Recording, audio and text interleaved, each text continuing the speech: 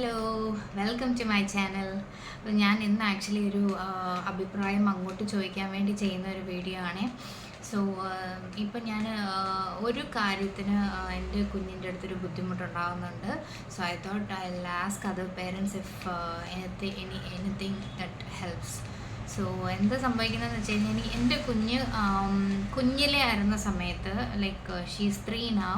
കുഞ്ഞിലെ ആയിരുന്ന സമയത്ത് വാട്ട് ഹാപ്പൻഡ് ഞാൻ എല്ലാ ടൈപ്പ് ഡ്രസ്സുകളും അങ്ങനെ ഇടിയിപ്പിച്ച് ശീലിപ്പിക്കാറില്ലായിരുന്നു. സോ നമ്മൾ കംഫർട്ടബിളായിട്ടുള്ളത് ഇട്ടോട്ടെ എന്ന് പറഞ്ഞിട്ട് നമ്മൾ കംഫർട്ടബിളായിട്ടുള്ള വെയർസ് മാത്രമേ നമ്മൾ ഇടിയിപ്പിച്ച് ശീലിച്ചിട്ടുള്ളായിരുന്നു. അതിനൊരു കാരണം ഉണ്ടാവുകയും ചെയ്തു. എന്തോ ഒരു ഫങ്ഷൻ, എന്തോ ഒരു ഒക്കേഷൻ വന്നപ്പം ഞാൻ മറ്റേ ജോർജറ്റ് ടൈപ്പോ അങ്ങനെ എന്തോ ഒരു ടൈപ്പ് ഒരു ഡ്രസ്സ് ഞാൻ ഇടിയിപ്പിച്ചിട്ടുണ്ടായിരുന്നു.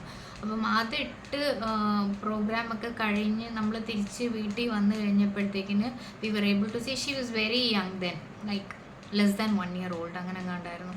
അപ്പോൾ ഞങ്ങൾ നോക്കിയപ്പം ടിയയുടെ ബാക്കിലും കയ്യിലും ഒക്കെ കുഞ്ഞു കുഞ്ഞു കുഞ്ഞു കുഞ്ഞു കുരുക്കൾ പോലെയോ അങ്ങനെ എന്തൊക്കെയോ ഉണ്ടായിരുന്നു. And then she started scratching all over. So അന്ന് ഞങ്ങൾക്ക് മനസ്സിലായി ടിയയ്ക്ക് എല്ലാ ഡ്രസ്സും ഇടാൻ പറ്റുന്നില്ല എന്നുള്ളത്. സോ അത് നമുക്ക് പെട്ടെന്നൊരു പേടി നമുക്കുള്ളിൽ തോന്നിയിട്ട് പിന്നെ ഞങ്ങൾ കോട്ടൺ, മസ്ലിൻ അങ്ങനത്തെ ടൈപ്പ് മെറ്റീരിയൽസ് മാത്രമുള്ള ആ ടൈപ്പ് ഡ്രസ്സസ് മാത്രമായിരുന്നു നമ്മൾ ബേസിക്കലി ഇടിയിപ്പിച്ചുകൊണ്ടിരുന്നത്.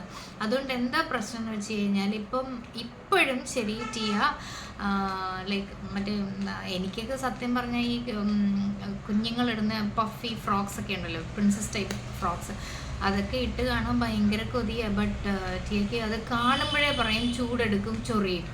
ഇത് രണ്ടുമാണ് പറയുന്നത്.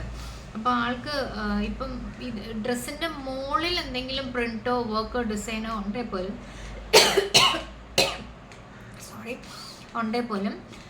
ടിയ അത് ഉള്ളിൽ ഫീൽ ചെയ്തിട്ട് പറയും ഇല്ല അമ്മ അത് ചൊറിയും.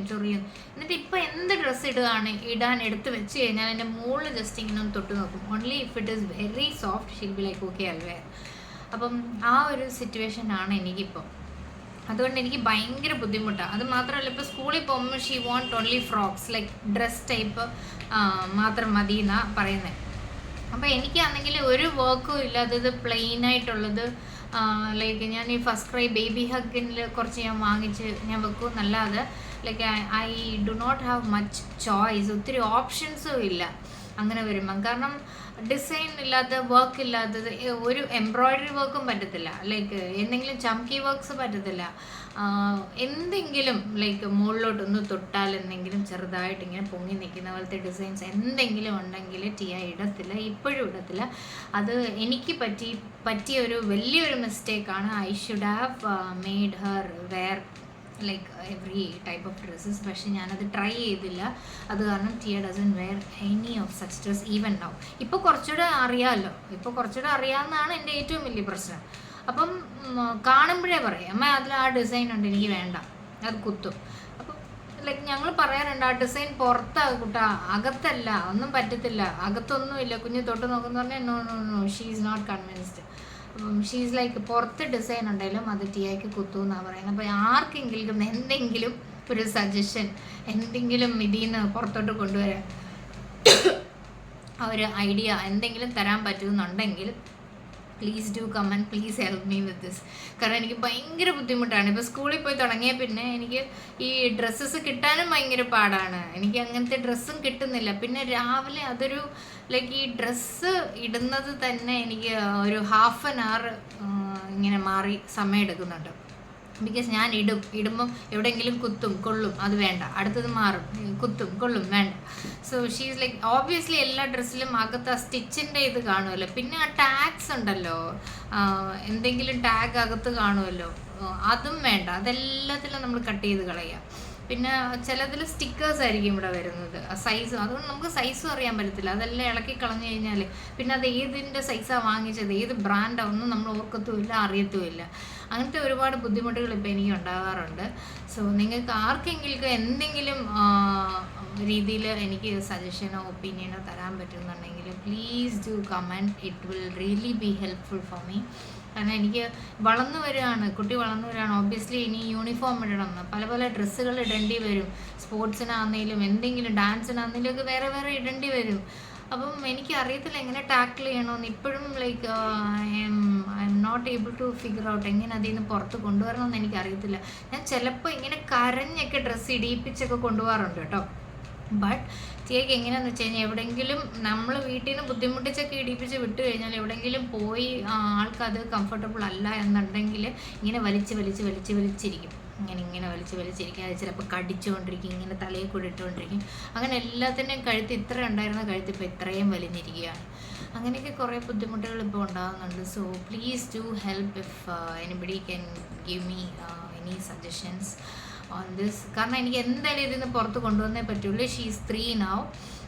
യൂണിഫോം ഇടേണ്ടി വരും, നേരത്തെ പറഞ്ഞ പോലെ പല ടൈപ്പ് ഓഫ് ഡ്രസ്സസ് ഇടേണ്ടി വരും. അപ്പം നമുക്ക് ചെന്ന് പറയാൻ പറ്റത്തില്ല. ഇപ്പം തന്നെ ലൈക്ക് അവരുടെ സ്കൂളിലൊരു തിയേറ്റർ പ്രോഗ്രാം ഉണ്ടായിരുന്നു, for which they wanted to come and take measurements for the dress. ഞാൻ ആദ്യമേ എല്ലാം എൻറോൾ ചെയ്തെല്ലാം ചെയ്തു. അപ്പം തിയേറ്റർ പ്രോഗ്രാം അവരൊരു കോസിന് വേണ്ടി എല്ലാ ഇയറും കണ്ടക്ട് ചെയ്യുന്നതാണ്. I am a person like who wants to help with charity. ഇങ്ങനത്തെ കാര്യങ്ങളൊക്കെ കുറച്ച് ഇൻവോൾവ് ആവുന്ന ആളാണ് ഞാൻ. അപ്പോൾ പ്രത്യേകിച്ച് എൻ്റെ മോളുടെ ഒരു programme is helping for something എന്ന് പറഞ്ഞപ്പോൾ I was very very happy. And ഞാൻ ആദ്യമേ തന്നെ കയറി എൻറോൾ ചെയ്തു. ബട്ട് ഞാൻ ഈ ഡ്രസ്സിൻ്റെ കാര്യമൊന്നും ഞാൻ അന്ന് ചിന്തിച്ചില്ല.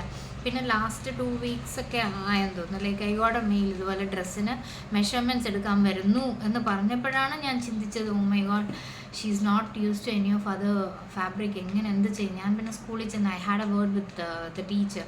അപ്പോൾ മിസ്സ് പറഞ്ഞ് അതൊന്നും ചെയ്യാൻ പറ്റത്തില്ല ma'am, like it can be of any material, like velvet ആവാം, can be cotton, anything it could be. കാരണം ജനറലായിട്ട് അവരെല്ലാവർക്കും കോമൺ ആയിട്ട് എടുത്ത് സ്റ്റിച്ച് ചെയ്യുന്നതാണ്. സോ നമുക്ക് അതൊന്നും ചെയ്യാൻ പറ്റത്തില്ലെന്ന് പറഞ്ഞാൽ there was only one option for me. I backed out. അല്ലാതൊന്നും ചെയ്യാൻ പറ്റിയില്ല.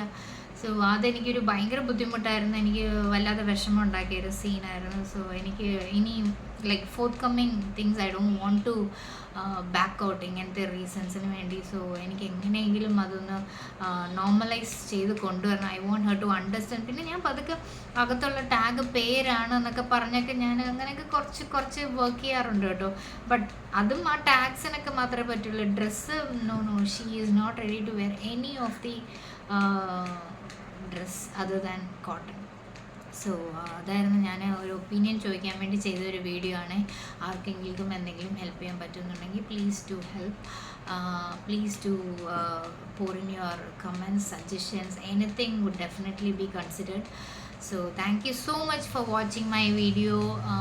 Thank you for supporting me. Subscribe ചെയ്യാത്തവരെന്നെ സബ്സ്ക്രൈബ് ചെയ്യുക.